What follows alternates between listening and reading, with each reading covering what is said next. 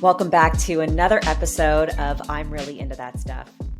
This is the podcast that features me, Jana Stern, psychic activator, energy healer, and astrologer, as I delve into deep conversations with different folks in the holistic and conscious industries about the many beliefs and practices of spirituality, mental health, and what it means to be a human who's into that stuff in the 2020s and beyond. I'm Really Into That Stuff is excited to tell you that we have won one of the top 10 Esoterica podcast spots on feedspot.com.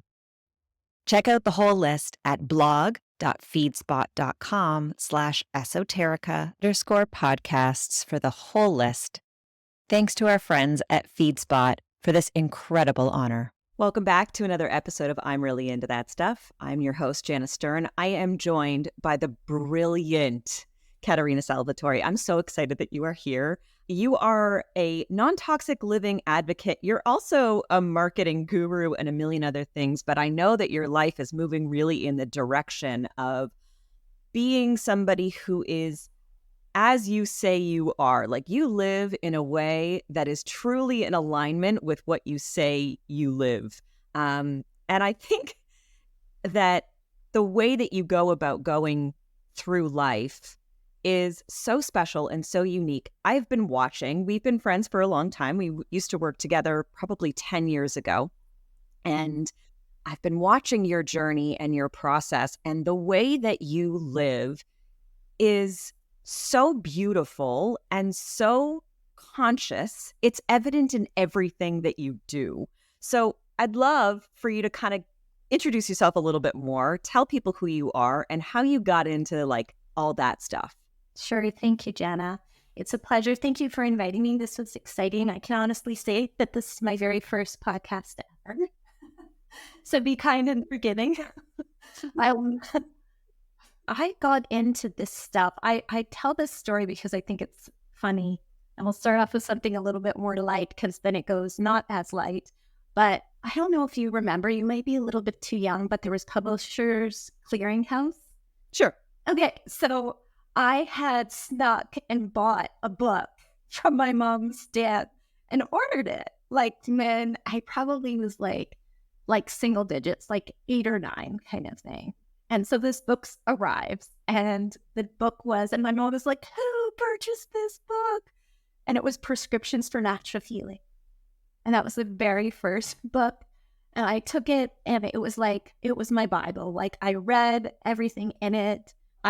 We lived on a farm, like in the country, and I would grow, I would find seeds, and I would go into the back, and I would have my little garden, and I would go for walks and find wild asparagus, and then sell it in front of my house. I'm like, Story checks out so much. You're like, let me do all the research and then make bank. Basically, I had always really liked being around natural food. My first job that I got paid was picking strawberries at the end of my street. And I did that on Saturday mornings. And then I went across the street and I dressed belly button babies, the first original Cabbage Patch Kid. And so I was always really into this idea of food and the source and interested in that, and interested in concoctions. The lady across the street, she would make us this concoction for when we had a cough. And so I asked for her recipe, and I would make this concoction, and my mom would be like, what are you brewing? And I would be like, it wasn't turning out well, and it was just all over the place.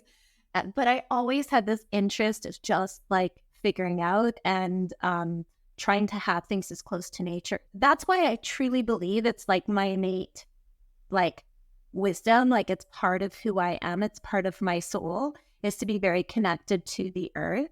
Looking back, it would make sense for me to have followed a career path, but due to some things that were going on in my family at that time, I didn't go to school for health and wellness. I actually went to school for fashion and fashion marketing and management, and I came up to Toronto and I did that, and then I moved to Switzerland. And when I was in Switzerland for the couple of years I was there, I remember there it's very much seated in the earth. your milk comes in a giant vat from the farmer who's right next door, and that's what's feeding the restaurant.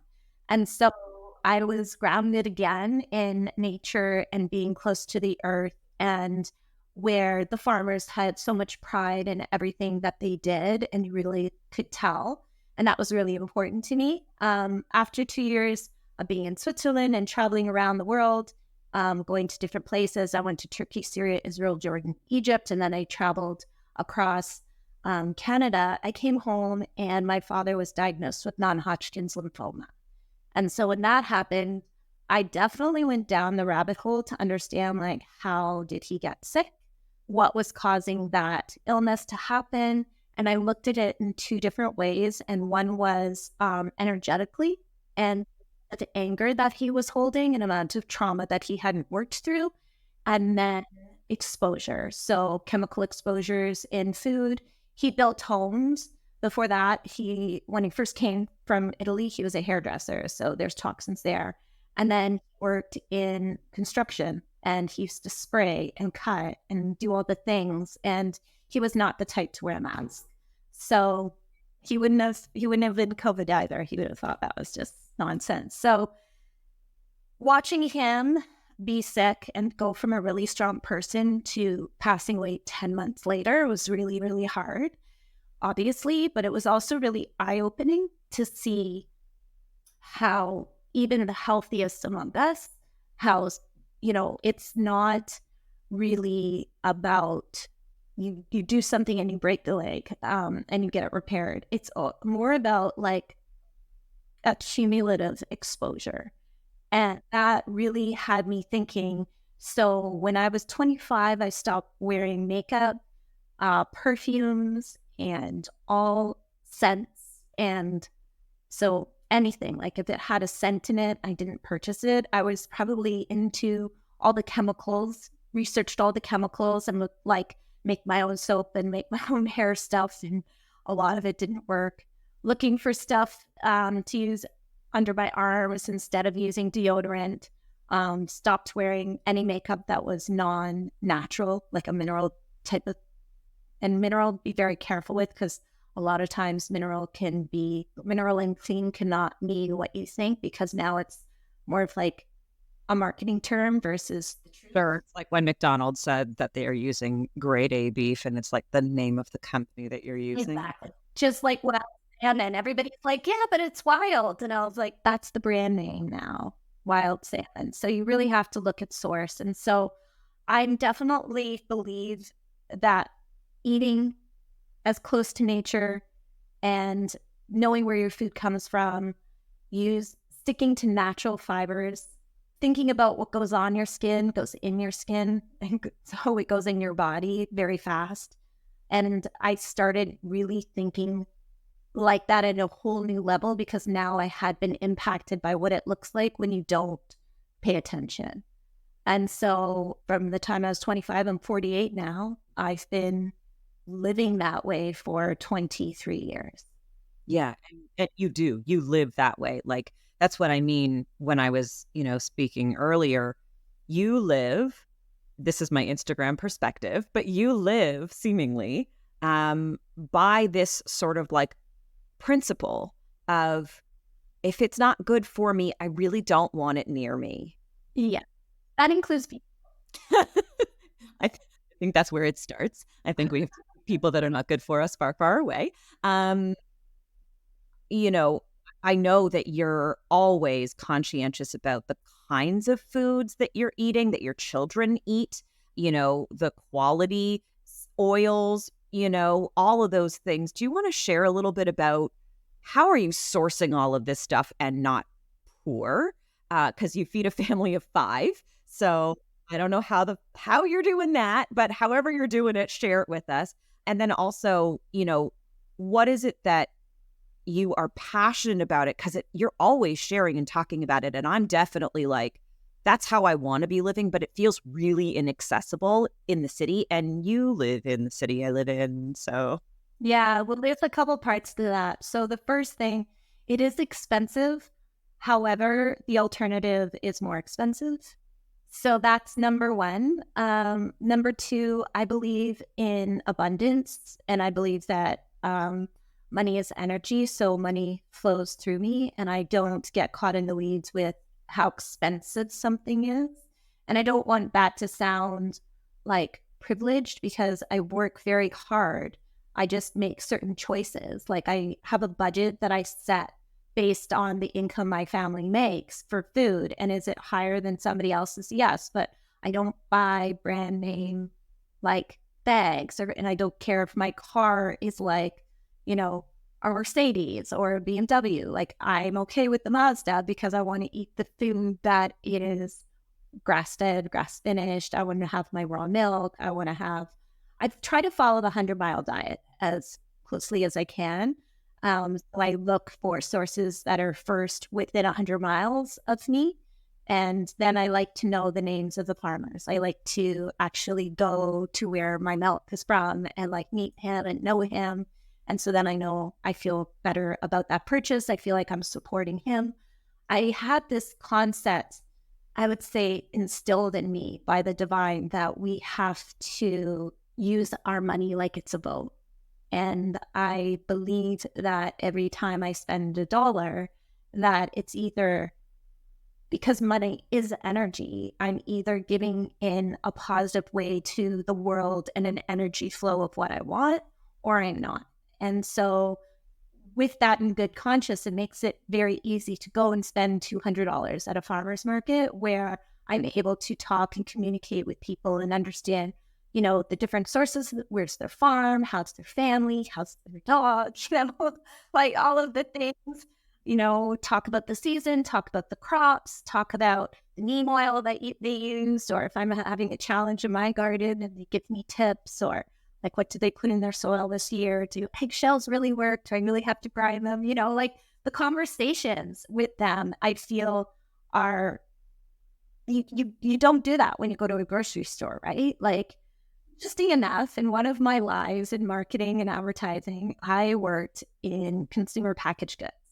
And I have the experience of what it is like to work for products that pay for shelves. And it is a lot of money that they pay to be on a shelf in Loblaws, Metro, whatever your grocery store is.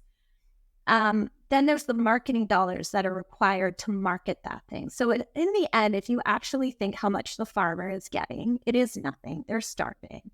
And it is all these middlemen that are making money.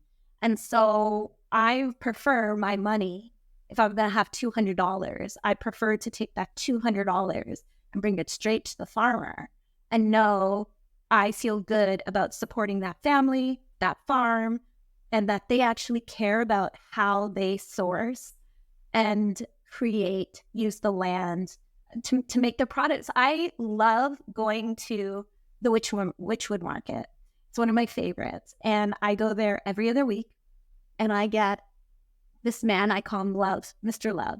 And he makes what I call love eggs. And my whole family knows of them as love eggs. And if you go to get eggs from him, he has heritage style eggs. So those are from heritage hens. And he will be like, I love you. It's lovely to see you. And all he's doing is talking about love. When I bring my kids, I love you. And I'm like, I love you too. Everybody, I love you. It doesn't matter.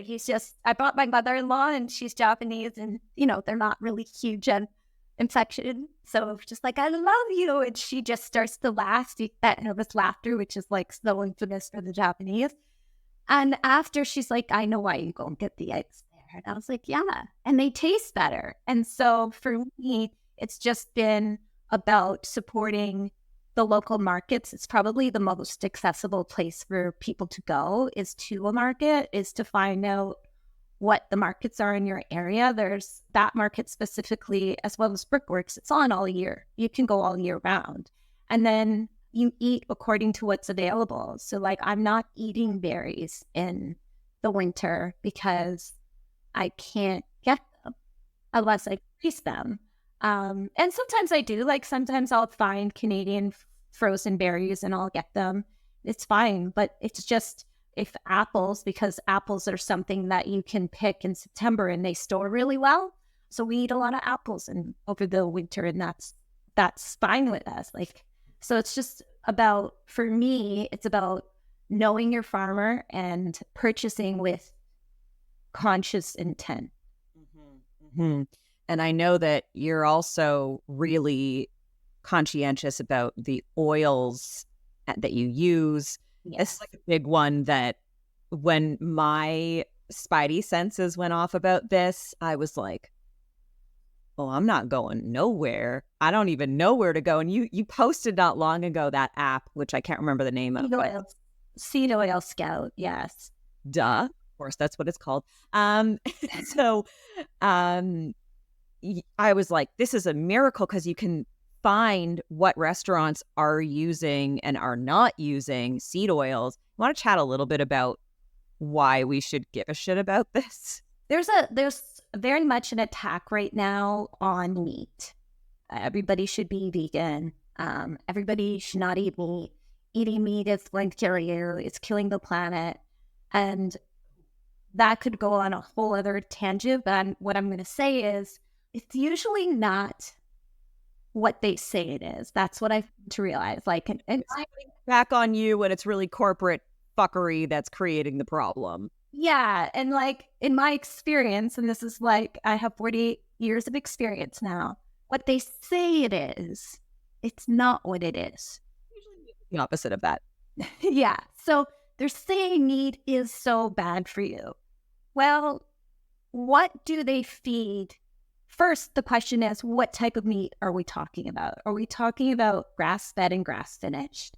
And be very, very careful, because now everything is grass-fed and there's talking about it, because now, just like the other buzzwords, grass-fed is now a buzzword, but that won't be grass-fed and finished. So it's going to be grain-fed.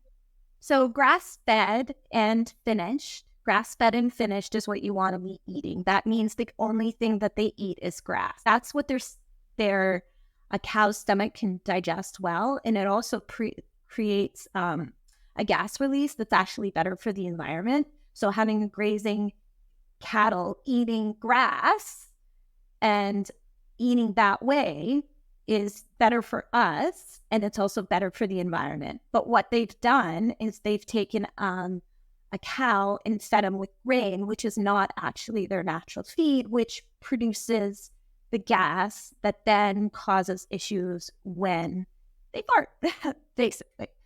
So it was man created this problem. And why do they feed them grain? Well, they feed them grain to fatten them up more so they get more money per pound when they sell them. So it's for profit. So again, profit over people.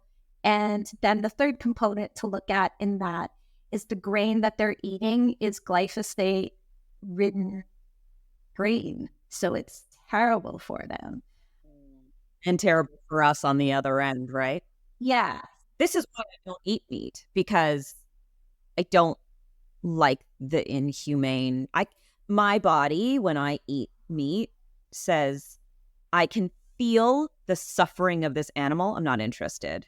So, but when I was in Costa Rica a few years ago, living there, I had chicken a chicken on the farm on which I was staying.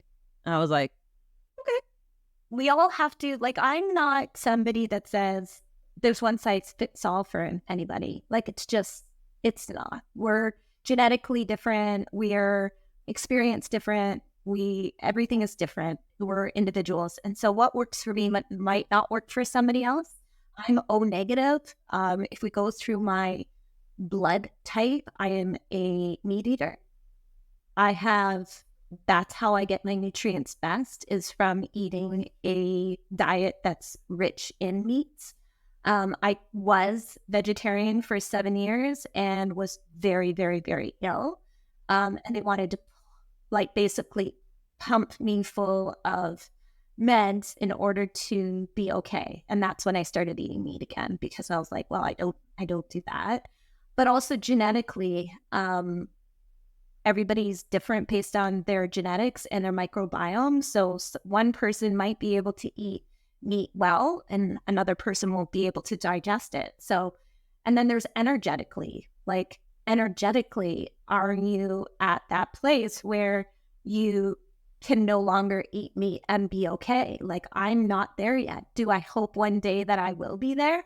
Absolutely. But right now, I still need it in order to function well as a human. And seeing that I have 3 kids and responsibilities, I therefore have to like get it in a way that I feel like the farmers that are raising the cattle are doing it in a very, that cow has a very good life on that farm and that it's being cared for well.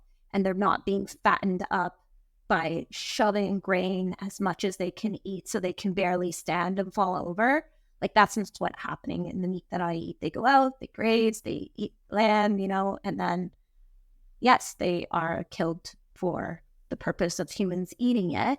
So, and I mean, there's this one side of that story that says how much land would be needed for us to only have grass-fed and grass-finished beef. I do think that we can reduce the amount of consumption of meat out there. I definitely think we could eat less meat. We could not have McDonald's. We could not have poor quality meat. And all of a sudden, the number of people eating meat would drastically come down.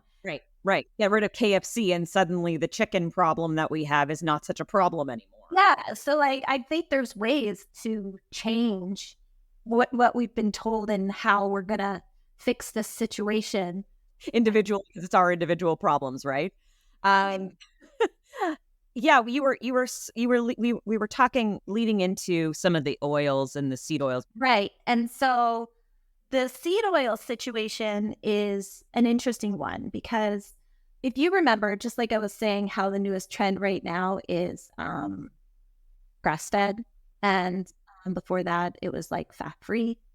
And so what they did was they demonized butter in the early, I would say, probably in the 70s, 80s, they really demonized butter, and margarine became a huge thing. Everybody was using margarine instead because it was better for your heart. The interesting thing about that is when you really look at the history of canola oil specifically, and Canada has a huge investment in this because we're exporters, right? We're one of the largest exporters in the world, and it is one of the massive crops across our prairies. And in the Second World War, canola was used.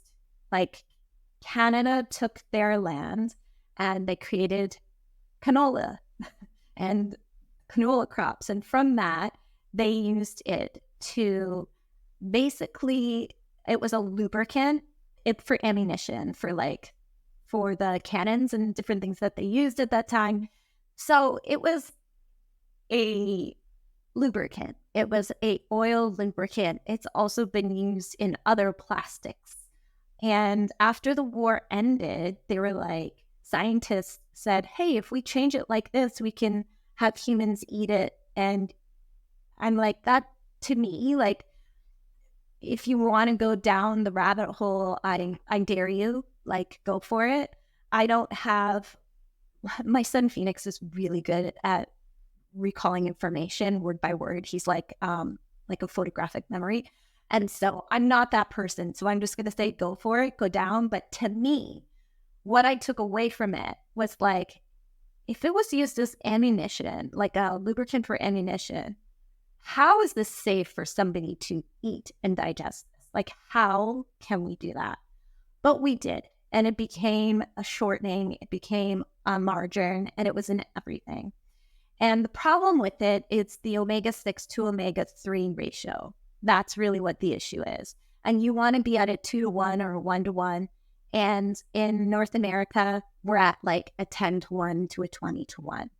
And so it is really bad. And it's interesting, if you go on Google and you search, you're going to say that, oh, a social media post went up and it's because of the paleo movement and everybody's saying it's bad. But if you keep digging, then you'll see at the Cleveland Clinic and then at other institutions in the US that when they do the research, that it is really, it's bad. It causes inflammation. It is not good for us. And so the scary thing for me is really when you look at food labels. If everybody just did one thing and they read the food labels, they would choose differently. If they had awareness around how bad these things were, because it's almost impossible. Well, actually, I'm going to change that. A few years, it was impossible to find stuff without canola oil in it. Over the last, and it's not just canola oil, it's rice bran, sunflower, safflower, canola, cottonseed, soybean, and rapeseed. Those are all the seed oils to be mindful of. Before I had the twins, I would look at labels and I couldn't buy anything. How old are they now? They're going to be 8 next month. Oh my God, time has gone crazy. I was waiting for you to say 5, and I was like, no, they're not 5 yet. They're 8, yeah. And like now I can actually buy things. And so I will say, just in all transparency, I do have to buy things in grocery stores. Like they're like, as much as I try to go to farmers markets or go to farms or do co-ops, I buy my illegal raw milk off the back of a truck. And it took me a long time to get on it. People are hawking TVs and you're just buying milk. I love it. Yeah, I made milk. That took me a long time to get on, but I've been on that for 8 years. Meat, I order that from somebody who delivers it. So like, but there are certain things, like if I need to get, I don't know, baking powder or baking soda, I have to go to a store. And yeah, so I will sometimes pick up things and read what's on it. And it's like, everything has canola oil in it. Everything has it. You will not find potato chips. There's a couple of brands that you can find, but I'd say 95% of the potato chips. I have kids, so they like potato chips. I found a couple brands. One's called the Good Chip, and the Good Chip is palm oil instead. And palm oil is, there's a lot of conversation around the rainforest in Amazon and palm oil, but it is not a seed oil. And so if they're going to have a chip, it'll be a coconut oil or palm oil chip over a canola oil chip. And you just have to read labels. But that will really open your mind to how bad they are. And then what's crazy, this is crazy. This is also why I can cook so much. I love cooking. I've cooked for a very, very long time, but muffins. Everybody's always, oh, I love muffins. Like, I don't know what it is, but Canadians, we love our muffins.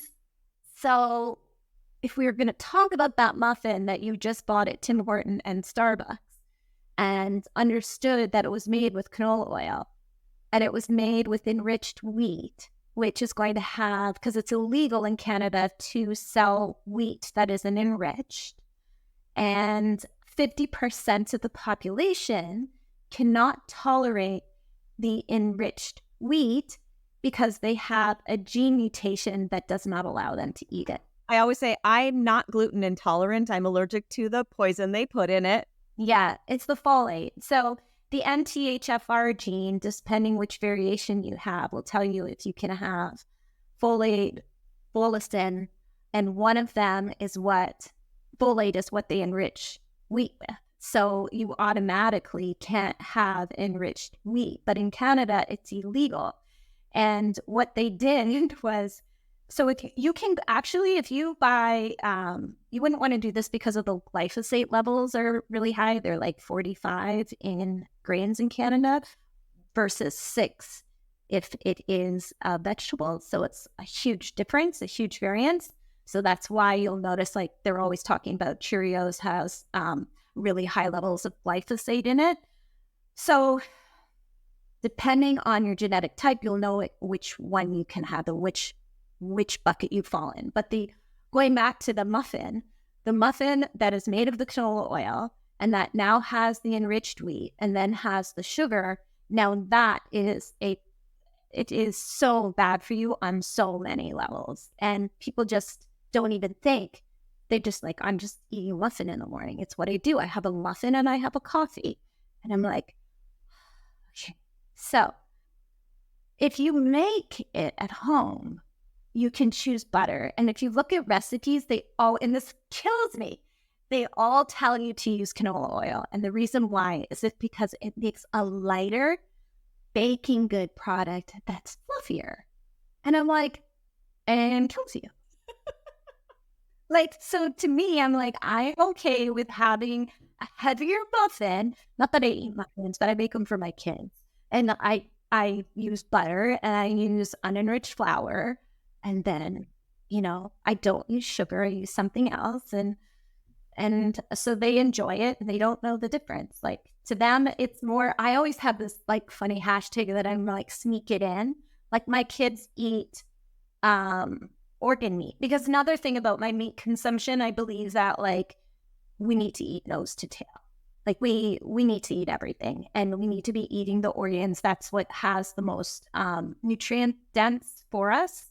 And especially if you have issues with iron, that's a really good way to get your iron. It's a great way to get a lot of your vitamins. So instead of popping supplements so much, if you're having liver once a week. Well, I hated liver as a kid, and my mom had this rule that we couldn't leave the table. And I remember being at the table and like I just couldn't stomach it and I wasn't allowed to leave. And so I wouldn't eat it because I hated it. So it was like a standoff between me and my parents. And it just ended up them giving up and saying, just go to bed, because it was like 10:30 and I was just like, I'm just not eating it. It's not happening.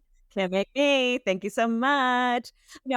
One of the, as you're speaking, I'm really aware that how we eat and what we consume has such a huge effect on how we are in the world. Like you were talking earlier about your dad and the energetics and his anger and also his exposure. What's also not incorporated in that is all of the things that he was eating. And in a world where we are so diseased, we're so sick as a population, which obviously is how whoever they are, want it, because then they have patients and clients and people who will buy their medicines and need their treatments and all the rest of it. I'd love for you to talk a little bit about, our nervous system and how all of this affects, when you eat like shit, and the kinds of foods that you're eating and the kinds of things that you're digesting, how that kind of ripples into our nervous system, and like what the role, we talked a little bit about it, of genetics really plays in that. This is so much. It's so much to unpack. So I will start with one of the things that I've really noticed over time is it's almost like shaming or canceling. Like this shaming, if somebody eats one way versus another way, this diet's better, that diet's better. But as I was saying, genetically, we're all different. And so what I'm doing now is I'm working at Cash Count Official, and we do coaching around genetic testing. So he was the creator and founder of the DNA company.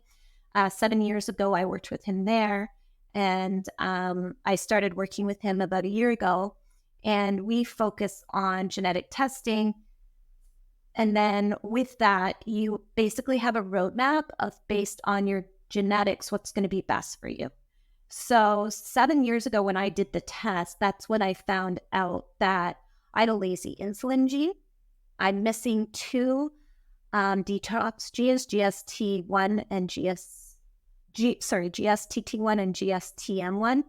And I have the APOE2 variation that makes me at a higher chance for dementia or Alzheimer's.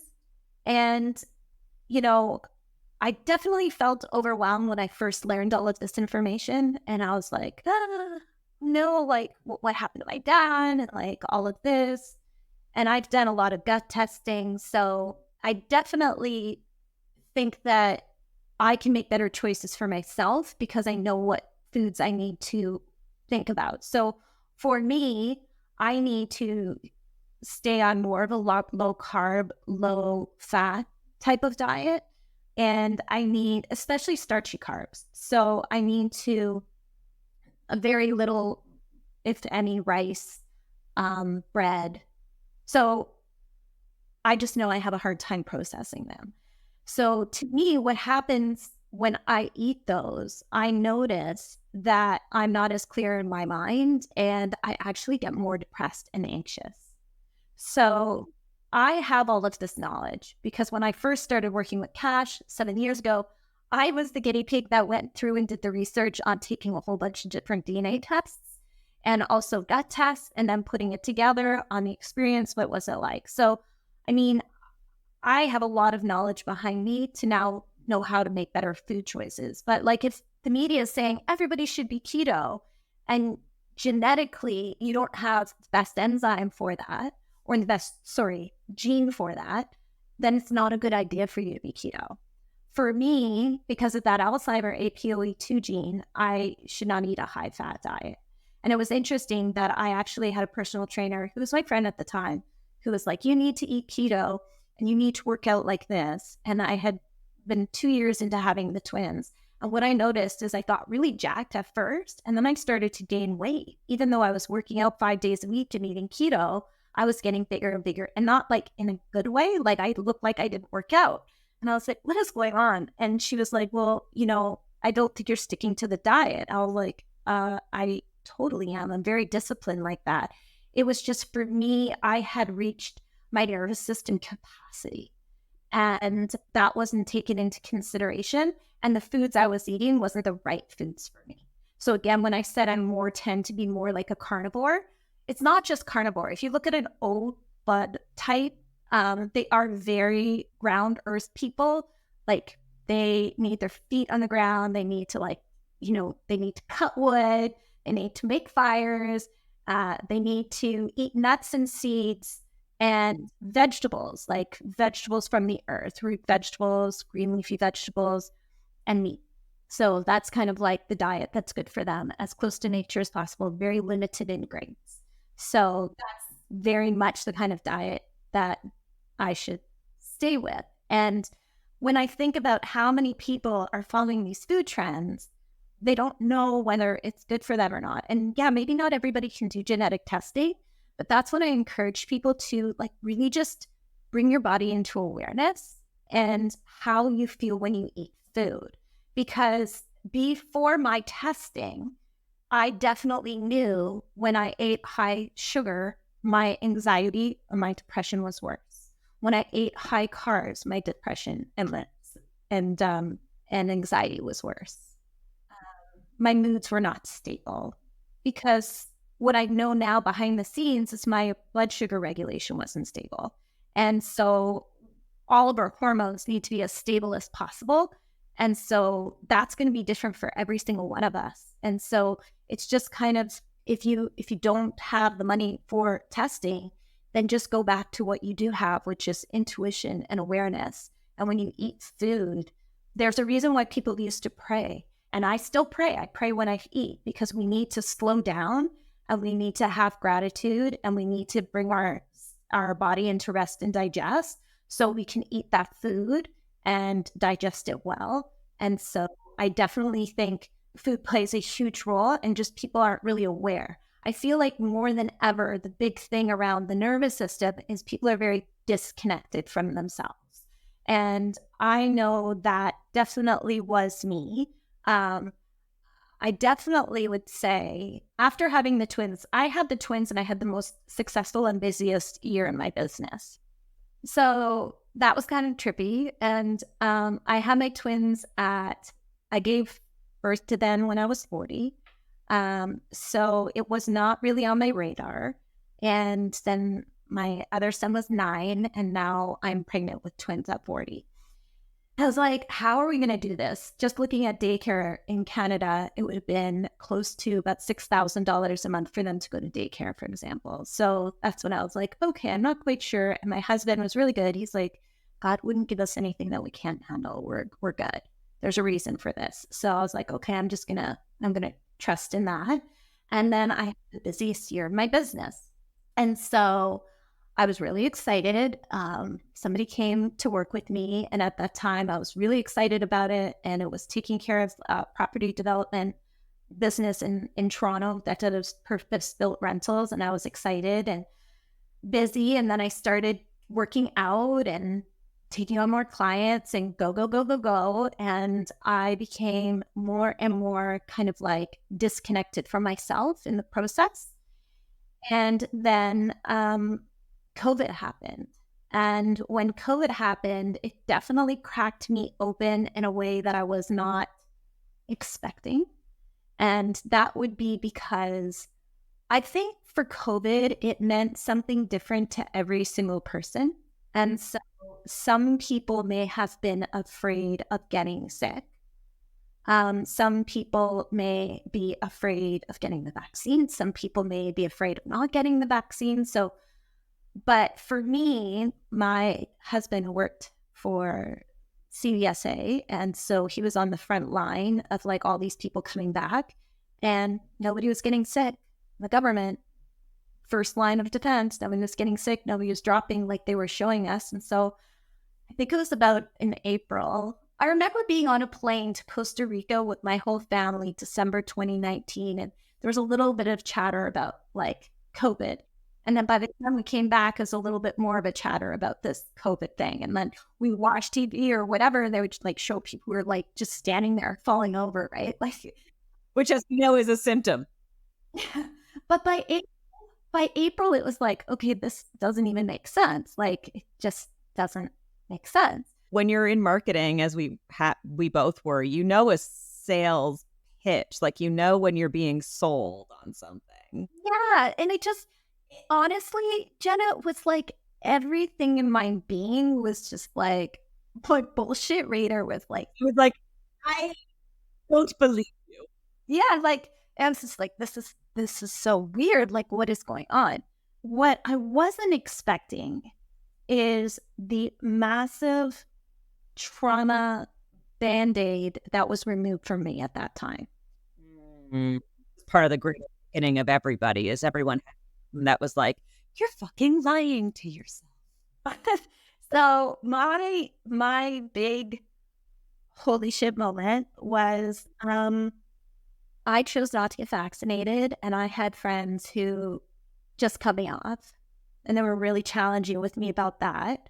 And the whole situation brought me back to this time in my childhood because my parents were Jehovah's Witnesses, and they believe in Armageddon. So they believe that the end of the world is going to happen, and anybody who doesn't follow that religion is going to die a terrible death at Armageddon, and all these bad things are going to happen. And so what I didn't realize at the time is that what COVID was for me was this unprocessed trauma, because the amygdala doesn't know time.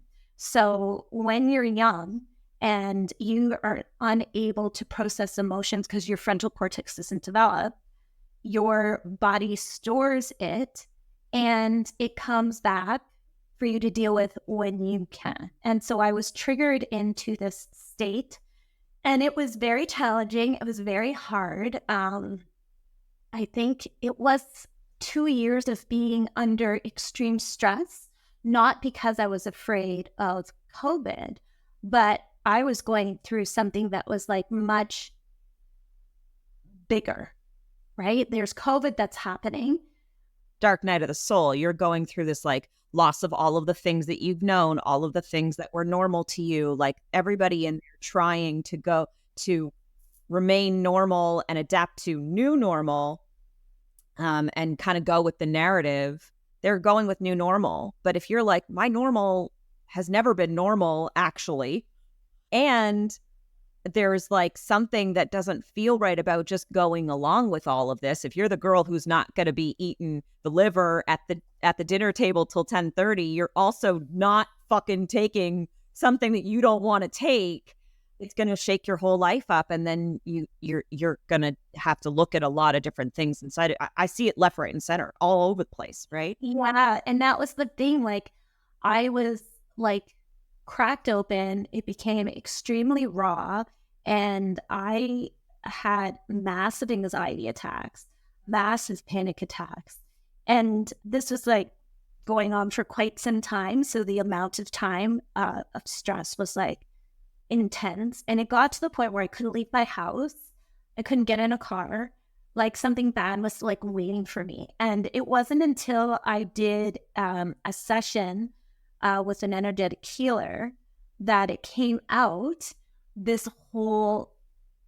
I had this vision, I had totally forgotten about it, that as a little girl, and I went to I had my book of Bible stories, and on one page of it was this destruction and all this bad stuff happening.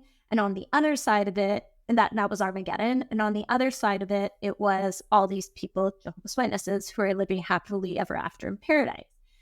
And I remember reading that with my mom and dad. And then I went in grade 4, not grade 4, I was 4, and I was going to kindergarten. And I was not allowed to have worldly friends. So the first time I had been around people that were not Jehovah's Witnesses, other than family, was when I went to the kindergarten. And so here's me, like very, very sensitive soul, go in, and the first thing I do is I look and I see all these kids, and the first thought that went to my head is they're all going to die at Armageddon. And I like sat there, and instead of being happy, I would remember I was like so sad and so upset, and I peed myself because I couldn't actually deal with that moment. So it was interesting. What happened to me as an adult is my kidney started to have issues, and I was like peeing all the time. So it was triggering the same symptom that I had when I was 4 as an adult. And so when I started to kind of explore that, I realized how deep this conditioning or this programming I had, that something bad was going to happen. And so what I was seeing with COVID, it was something bad is brewing, something bad is going to happen. And it's not necessarily, yes, COVID was bad, people died, but it was the underlying parts of, if they're doing this, they're manipulating us this way. This is an evil plan, and a lot of people are going to get hurt. And so I was being triggered in that way, which cracked me open. And so I spent, years, and still working on it, is like deprogramming that belief system. And, when I was 8, I told my parents I did not want to be a Jehovah's Witness. Interesting enough, my father was Roman Catholic and my mother was Protestant, and my parents were the only ones to become Jehovah's Witnesses. And I chose not to do that at 8. I said, it's not for me. I don't want to do it. So it was a very challenging, years until I left home. And yeah, the nervous system itself, and the fact that once I started on my nervous system, essentially I had a nervous system crash. That's what happened to me in October 2022. April 2022 is when I truly had the crash. And I was at a state where I wasn't sure how I was going to get out. It was so bad. And when I went to see doctors, this was when my final firing, we'll call it the final, like, I'm not doing this again. I never really relied on the medical system. Yes, I had kids. I had them in the hospital because I have to have C-sections. So I have a need for them, but I don't take medication. I've never been that. I don't even take Tylenol. So for me, I had my father-in-law was a pediatrician. So I came from a medical family on my husband's side, but I had one foot in and one foot out. And after this experience, both of my feet came out of the medical system completely. I mean, I'm happy they're there if I break my leg, but other than that, they're no help, because what I really realized is here I was really not okay. And when I went to the doctor in about April, May, because I had all of these symptoms from my heart, like pinchy heart syndrome. I had my legs that feel achy. I had really bad headaches. And I was never sick before. I just never was sick. And so all of a sudden, even when I had COVID, and this is an interesting thing, when I was fine, I got COVID from a vaccinated person who visited my house, and I got COVID from her. And I had an easy breezy COVID experience. It was no big deal. Yes, I took ivermectin. It was all I was is I felt like I had no gas in the engine. At about 3:30, I became a little bit tired and just would want to chill and watch TV instead of my normal self. So I didn't have a bad case of COVID, but a couple months later, I was having trouble breathing. I was really, really anxious. I was having anxiety and panic attacks. I was having symptoms like crawling skin, literally feeling like things were crawling all up my back. I was extremely tired. And so when I finally got to the doctor's office and I told her, basically, I told her all my symptoms, and she told me that I needed to get the vaccine and I needed to go on SSRIs. And I said, I'm not going to do either one. Can I get some testing? And she goes, no. And I said, what do you mean I can't get testing? And she goes, no, because your problems are all in your head. And I was like, GFY, ma'am. Bye-bye. and then the other thing she just said, just get the vaccine. And I said, can you explain to me how getting the vaccine is going to make me feel like I'm like actually have energy? Can I at least get an iron panel? Can I at least get this? And she goes, okay, well, that would be okay. My iron came back that it was at 5. So it might have been the reason why I was really tired. And after that, I went on this journey to try to figure out what was wrong with me. And I did not like how I felt. And I did not want to end up in the hospital. So those were like 2 things I had. I do not like how I feel. I do not want to go to the hospital. So every time I had a panic attack and thinking that it was a heart attack, I like lay down and I did Wim Hof breathing. I'm doing Wim Hof breathing. I said, I'm going to do this. And if I feel better at the end, I won't go to the hospital.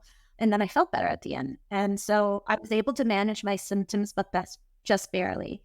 And then eventually I spoke to a friend of mine, Dr. Stephanie Canestrero, and she said to me, I think you might have Lyme. And I was like, I don't have Lyme. I can get bit by a tick. Like, I don't have Lyme. She's like, okay, well, I'm just saying, like, you don't have to be bit by a tick to get Lyme. And I was just like, no, I don't have Lyme. And so I finally found this program at that time. Because of COVID, they were having some doctors where you could meet online, like virtual doctors. So I found one, and she was really great. She was trained in the States, and she helped me get a bunch of testing, and everything kept coming back negative.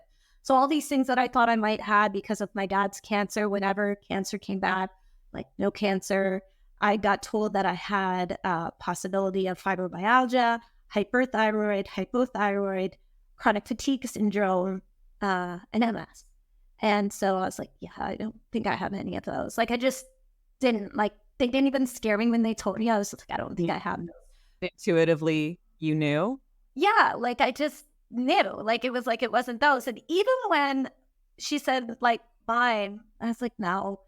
But after I freaking went and had a colonoscopy, okay, like I go to have this colonoscopy because I'm convinced, because my digestion is whack, okay, like completely whack. And I went from really healthy to completely whack. And I have this, story of my dad, like really, and notice I said story, right? The story of my dad was he was really healthy. And then 10 months later, he died. I'm really healthy. And now, because this was the story that was playing in my head. I'll segue for a minute. The truth about my dad was exposed to a ton of chemicals, and my dad did not eat a good diet. My dad had a terrible diet. He was exposed to chemicals all the time. He had high levels of stress, and he had high levels of trauma that he never dealt with. So my story is not true that I kept telling myself, and that's something that I had to break telling me this story. So I was like, I'm healthy, and I'm having symptoms. I want to know what these symptoms are trying to tell me.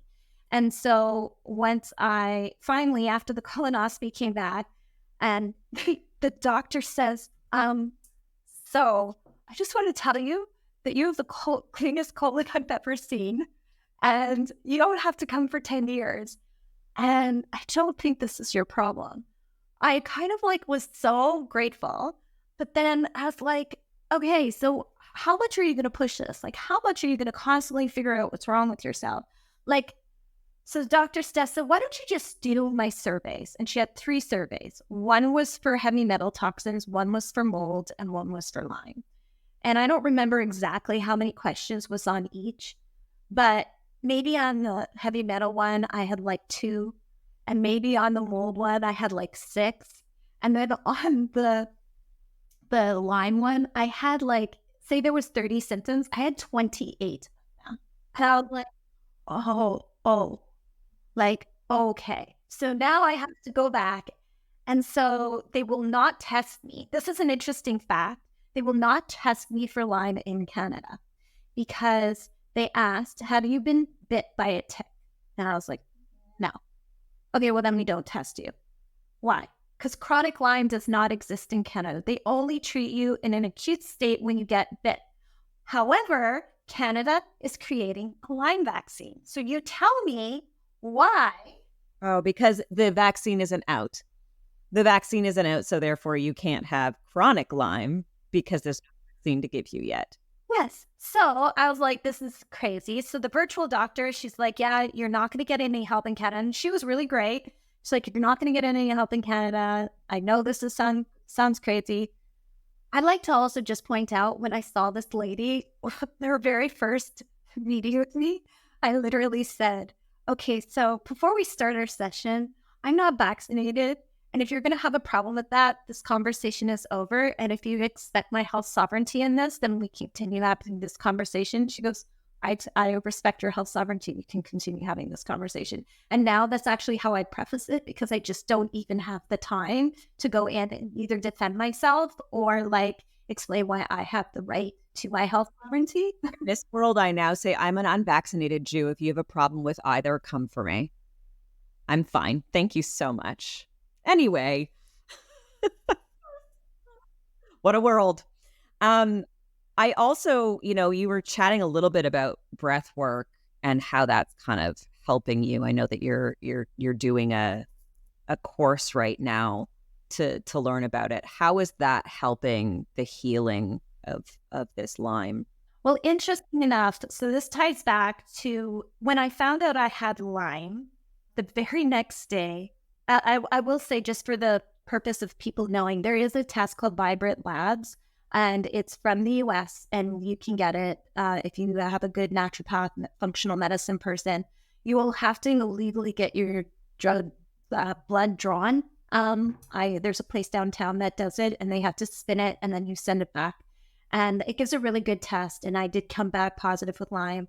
And the very next day, I found out on like the last day of September, the very next day, I was going to, I can't remember the name of it, but it's that they do it down by the water. It's like cold plunging and breath work, kind of like morning thing. And so the next day I was going to do that because my friend Susan Benoit was there, and I wanted to cold plunging for the first time. And so I went in and I did it, and I did the breath work, and I like went into the water, the cold water, and I swear I never had a release like that. I just cried and cried and cried and cried in this water. And Susan and breath work, like Susan Benoit was one of the key people to help me with breath work at the beginning. And when I said to her, like, I'm having these panic attacks and I don't know what to do, she's like, why don't you breathe with me? And so what she had told me was like, you're not actually breathing. You're like holding it all in your sympathetic nervous system, and you're not actually going into your diaphragm. And so it was Susan that helped me through some private breathing coaching, and that really helped me. So that was like my first. But it was funny because she gave me exercises, but like I was like so wrapped up in so much that was going on with me, I wasn't actually doing them.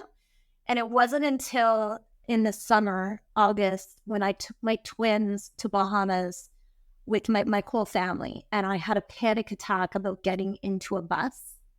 And it was the first time that my kids knew I wasn't okay.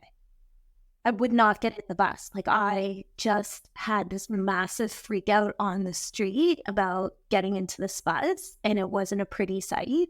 And I was like not able to breathe. I had to use breathing to kind of like ground myself. And I said at that point, like I have to figure out what is wrong with me, because my kids they deserve better. So that's actually when I took the Lyme test and then was like, okay.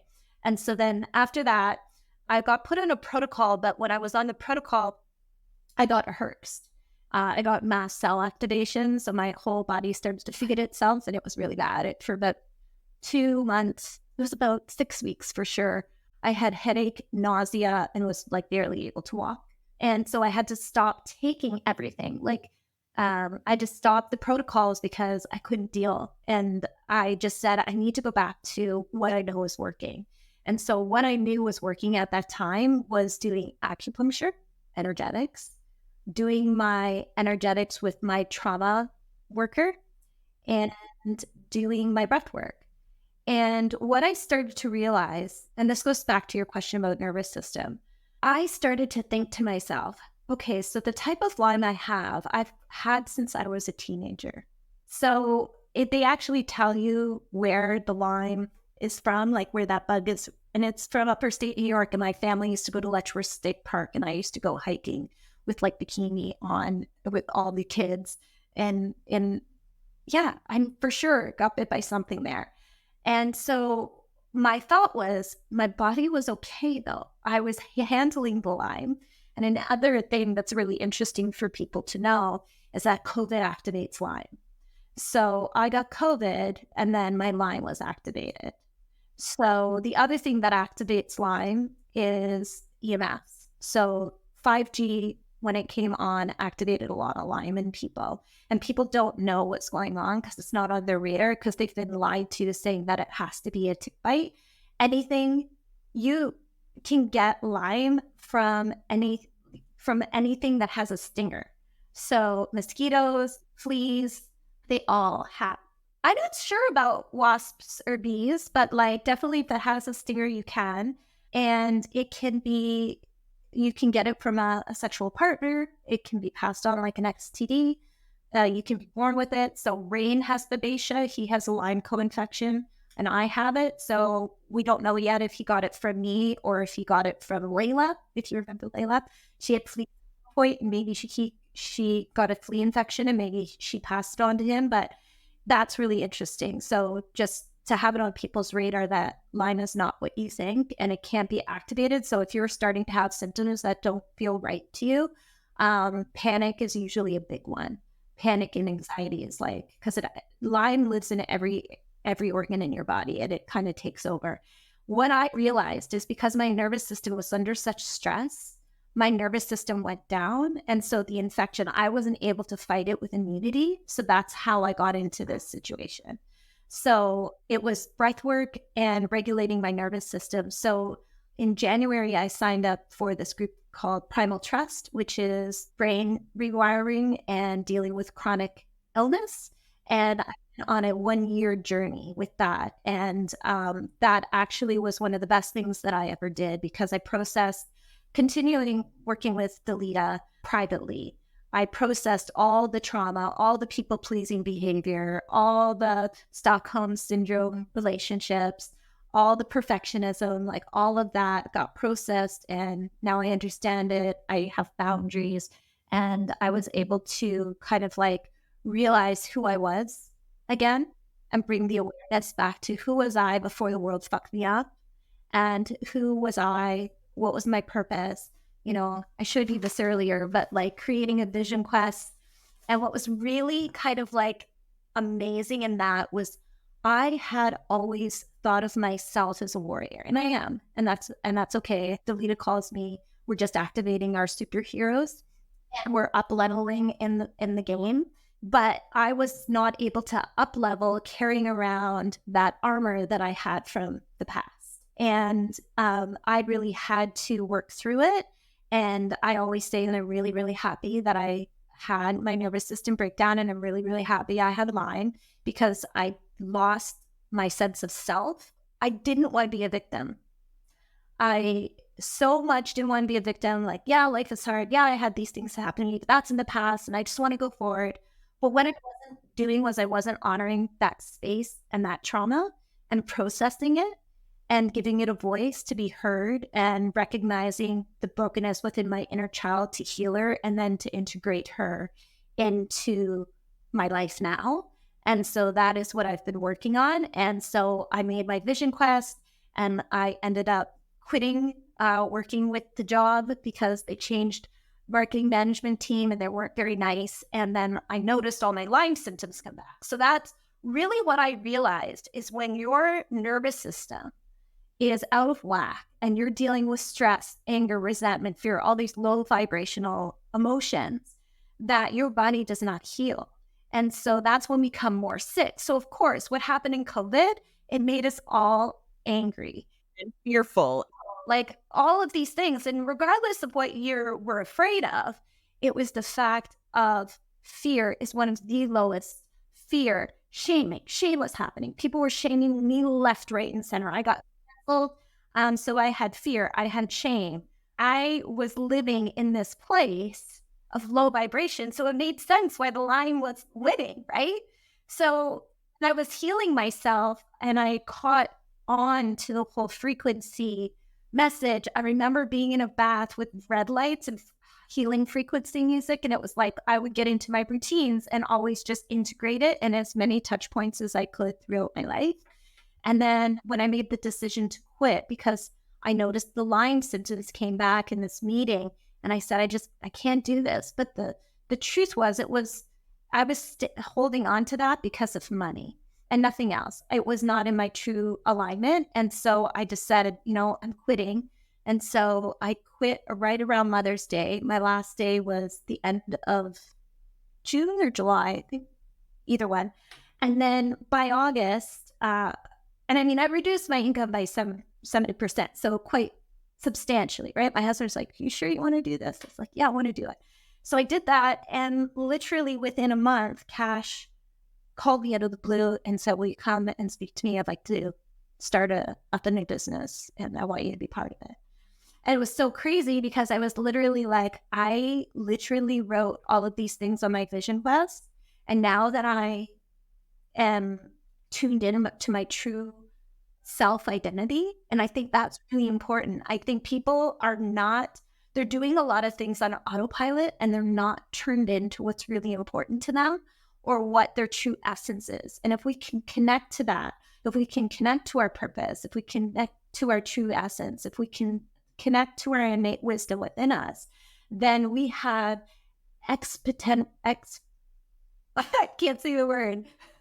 We have, yes, but I'm just going to say massive.